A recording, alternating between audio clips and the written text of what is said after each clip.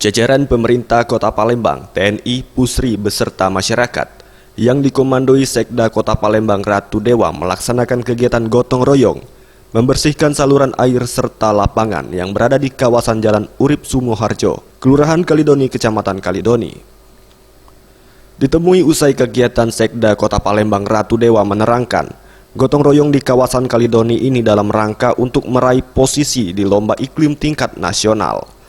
Selain melakukan pembersihan, dalam kegiatan gotong royong pemerintah Kota Palembang juga menyediakan berbagai pelayanan mulai dari Dinas Kesehatan, Disduk Capil, DPM PTSP untuk mempermudah memberikan pelayanan kepada masyarakat. Fokus kita karena ini adalah lomba iklim tingkat nasional, maka seluruh tiga pusat gotong royong ada di sini. Dan kita berharap masyarakat terlibat untuk ikut gotong royong dan membersihkan khususnya di daerah dan wilayah Kecamatan Kalidoni. Diharapkan dengan selesainya gotong royong ini, masyarakat dapat terus ikut memelihara dan menjaga kebersihan, serta tidak membuang sampah sembarangan, agar kawasan Kalidoni dapat terus bersih, nyaman, dan indah. Terlebih lagi Kota Palembang akan mengikuti lomba kampung iklim dan menargetkan juara. Tim Liputan Sriwijaya TV.